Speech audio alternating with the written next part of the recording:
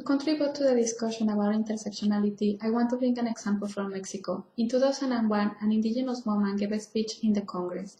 The context of this event was the discussion of a new law, called COCOPA, about indigenous rights. In this context, the Zapatista movement and other indigenous organizations wanted to be part of this debate, but they were not easily allowed. Before an indigenous representative could get into the Congress, tough debates were held there, and the right-wing party PAN decided not to be present that day. It was a surprise that the representative of indigenous movements was this woman, Comandanta Esther, a mayor of the Zapatista movement.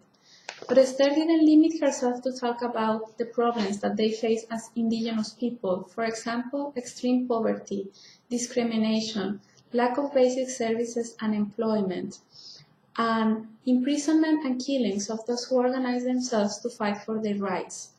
But she went to the Congress and sat there as a woman. She emphasized the way these situations affected particularly women, and she even criticized those practices in indigenous cultures that were negative to women, for example, marginalization, forced marriage, and domestic violence. She said, "We, indigenous women, don't have access to good nutrition, decent housing, health services, neither education." And she was very clear to tell congressmen and congresswomen that she didn't want them to feel pity about indigenous women or to go and save them. She said that they, indigenous women, were fighting to improve their lives and to change the cultural practices that were negative to them. And this law, COCOPA law, was part of this fight. Making her cause, she emphasized, but we need that our fight to be acknowledged by the law, because until now it has not been recognized. We are recognizing the law as women, but we, besides being women, are indigenous, and like that we are still not recognized. This example of indigenous women fighting for their rights in my country made me think about the importance of intersectionality.